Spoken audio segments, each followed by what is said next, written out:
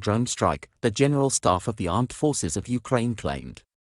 Russia has been suffering significant equipment losses ever since the start of the war on February 24, with several videos emerging of both tanks and helicopters being destroyed in successful drone strikes. New footage shared by Ukraine's defense force has now suggested Moscow suffered further losses in the Black Sea after another drone attack. Footage shared on the General Staff of the Armed Forces of Ukraine's Facebook page appeared to show two Russian Raptor fast attack craft being blown to smithereens off the coast of Snake Island. One of the two boats can be seen sailing as Ukrainian forces target it at a distance from a monitor.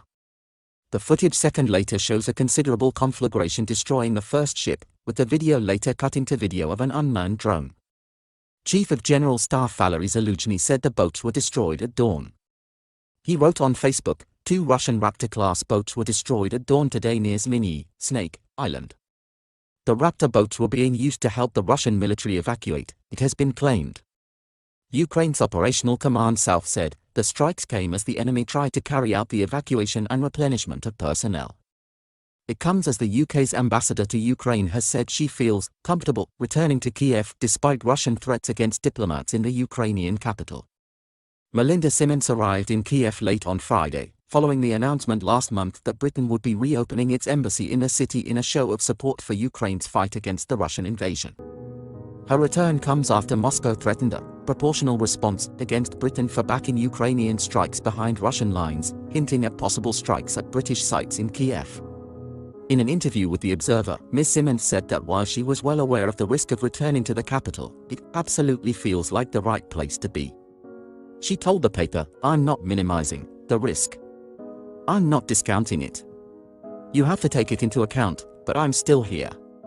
There are 27 ambassadors here, so that's quite a lot of diplomats to target. I am here with a heightened level of security protection and bearing in mind the potential risk, but for now I feel comfortable working under those circumstances." Britain moved embassy staff to the western city of Lviv shortly before Russian President Vladimir Putin launched his long-expected invasion of Ukraine in February. But Prime Minister Boris Johnson told a press conference during a visit to India in April that staff would begin returning to Kiev thanks to Ukraine repelling Moscow's troops from around the city.